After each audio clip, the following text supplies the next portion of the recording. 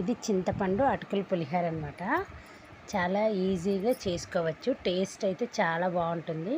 మన ఇంటికి ఎవరైనా గెస్ట్లు వచ్చినప్పుడు చేసుకోవచ్చు. అలాగే దేవుడి దగ్గర కూడా ప్రసాదంగా చేసి పెట్టచ్చు అనమాట. ఇది చేసుకోవడం కూడా చాలా ఈజీ.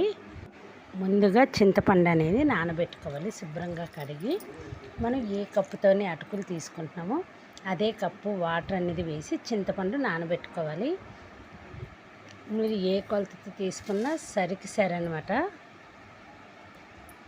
ఎక్కువైనా తక్కువైనా అటుకులు అనేది ముద్ద అయిపోతుంది. పోపు పెట్టుకుందాం.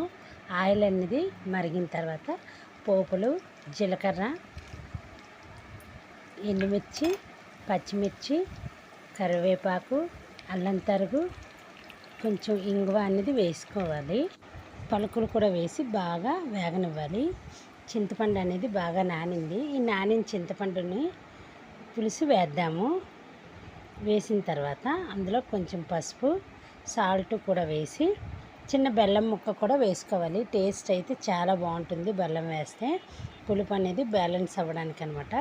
ఇది మరిగిన తర్వాత మనం అటుకులు అనేవి కొంచెం ఉంచుకున్నాం కదా, అటుకులు కూడా వేసి ఒకసారి కలిపి చిన్న మంట మీద మూత పెట్టి 2 నిమిషాలు ఉడికితే సరిపోతుంది. అటుకుల పులిహోర అనేది రెడీ అయిపోయినట్టే. పొడి పొడిగా వస్తుంది అటుకుల పులిహోర అనేది. ఇందులో నువ్వుల పొడి కానీ ఆవు పొడి కానీ కలుపుకోవచ్చు కావాలంటే.